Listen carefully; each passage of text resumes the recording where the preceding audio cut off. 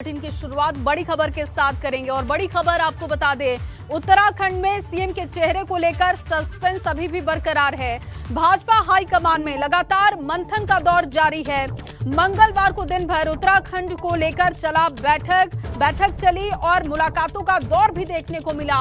अनिल बलूनी के साथ धामी ने कई वरिष्ठ नेताओं से मुलाकात की। पुष्कर सिंह धामी और मदन कौशिक अभी दिल्ली में मौजूद हैं और लगातार बैठकों का दौर देखने को मिल रहा है, लेकिन तस्वीर कुछ भी साफ नहीं हो पा रही है। बताया ये भी जा रहा है पुष्कर सिंह धामी इस वक्त दिल्ली में ही मौजूद हैं और सीएम का चेहरा अगला कौन होगा, इस पर सस्पेंस अभी भी है। वहीं इस बैठक को लेकर जब पुष्कर सिंह धामी से सवाल किया गया तो उन्होंने क्या कुछ कहा, आप भी सुनिए। पुष्कर जी, अभी बैठकों का दौर और चलेगा या आप वापस लौट रहे हैं उत्तराखंड? नहीं, बैठक हो गई है। आज रात वापसी है? हाँ। तो क्या निकला पुष्कर जी, इतनी बड़ी मीटिंग? नहीं, वो सामान्य बैठक थी। क्या किस तरह की बैठक कब है? नहीं, वो संगठन की जो हमारी रूटीन बैठक होती है वही बैठक। अरे मुकेश भाई, अरे जरूर है यार। तो जहां एक तरफ भाजपा हाईकमान के सामने पुष्कर धामी के चुनाव हारने से सीएम फेस के लिए मुश्किल हो रही है, तो वहीं दिन पर दिन उत्तराखंड के मुख्यमंत्री पद को लेकर भाजपा में दावेदारों की संख्या भी बढ़ती जा रही है। अब आपको दिखाते हैं कि उत्तराखंड का कौन कौन नेता इस समय दिल्ली में मौजूद है जो कि सीएम बनना चाहता है। ये देखिए, मदन कौशिक जो कि इस रेस में हैं, प्रदेश अध्यक्ष हैं भारतीय जनता पार्टी के उत्तराखंड में, उनका नाम भी सामने आ रहा है। अजय भट्ट केंद्रीय रक्षा राज्य मंत्री हैं। रमेश पोखरियाल निशंक जो कि सांसद हैं, वो भी इस रेस में है। इसके अलावा तीरथ रावत, अजय टम्टा, ये तमाम बड़े चेहरे, बड़े नाम जो कि इस वक्त बताया जा रहा है कि दिल्ली में इनका आना जाना लगा हुआ है।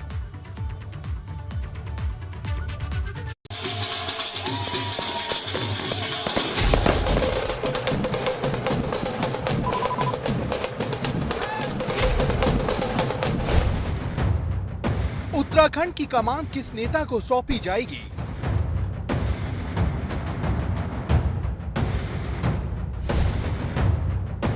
देवभूमि का मुखिया आखिरकार कौन होगा, ये सवाल पिछले कई दिनों से सियासी गलियारों में उठ रहा है।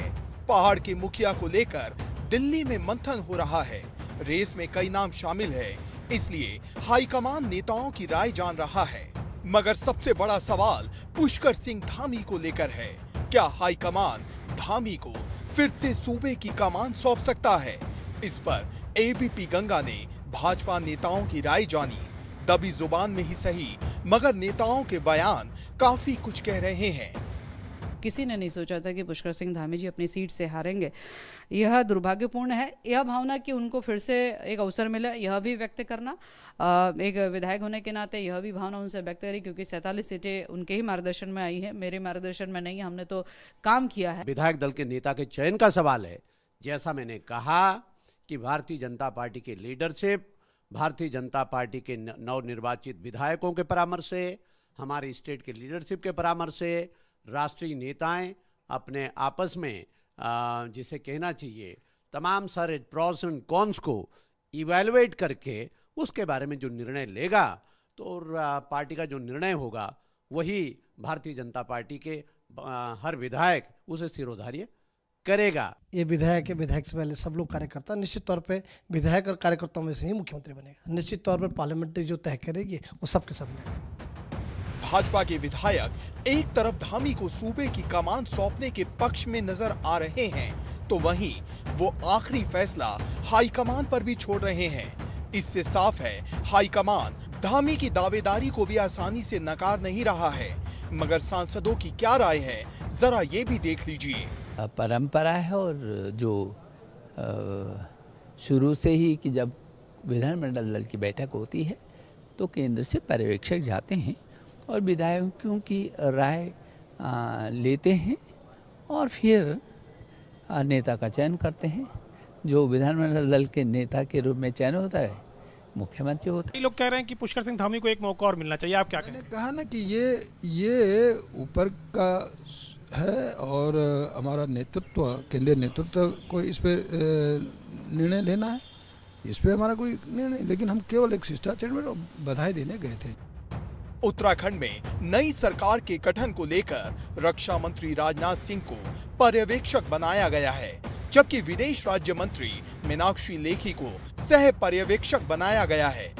क्या कहा जाए कि वजह क्या है इतने बड़े चेहरे को पर्यवेक्षक के रूप में भेजना? क्या जनता का इतना बड़ा माइंडेड मिलने के बाद जिम्मेदारी और बढ़ गई, इसलिए सरकार बेहतर बने ये पर्यवेक्षक नियुक्त की? हम सब भारतीय जनता पार्टी के कार्यकर्ता पहले हैं जी, और अपने आप को कार्यकर्ता मानकर पार्टी का काम करते हैं। सीएम के नाम को लेकर दिल्ली में हाईकमान पिछले कई दिनों से मंथन कर रहा है।